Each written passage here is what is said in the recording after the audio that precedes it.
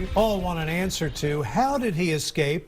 The man accused of murdering his ex-girlfriend and her longtime friend is back in police custody tonight after he was able to free himself from the shackles that bound him to a prisoner transport vehicle. Cedric Marks led law enforcement from 17 different agencies on a 9-hour manhunt before he was ultimately discovered hiding in a trash can in someone's backyard. KXAN's Alex Capriello has more on the escape and the company that's supposed to prevent that from happening. Alex. That's right. A private company called Texas Prisoner Transportation Services were in custody of Cedric Marks, bringing him from Michigan all the way to Bell County. That's between Austin and Waco. They're criminal justice specialists, many with law enforcement backgrounds, whose job is to transport these types of inmates from jurisdictions all across the country. The organization refused to comment on how Marks was able to free himself from his restraints, but the chief of police, where he was caught, said he was definitely bound during that transport. He had leg restraints, hand restraints, and a belly restraint that attaches the three together.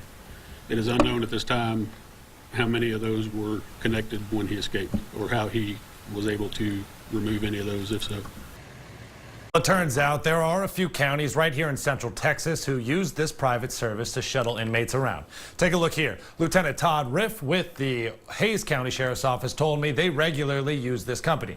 His department relies on it primarily for any inmates who need to be moved across state lines. He said they haven't had any issues in the past and they don't plan to discontinue their use of the company based on what happened yesterday.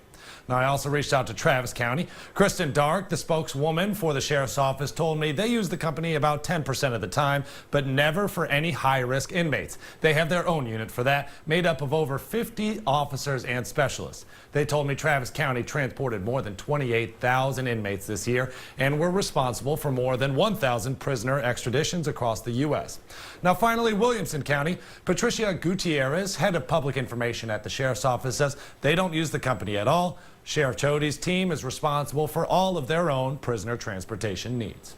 Alex, thank you. We wanted to know more about the guards inside the vans moving these prisoners across state lines. According to the website for the Texas Prisoner Transportation Services, each specialist is required to have a minimum of 2 years experience in either the military, law enforcement, or corrections. Each guard is licensed to carry a handgun, and each vehicle is equipped with a 12-gauge shotgun for added security.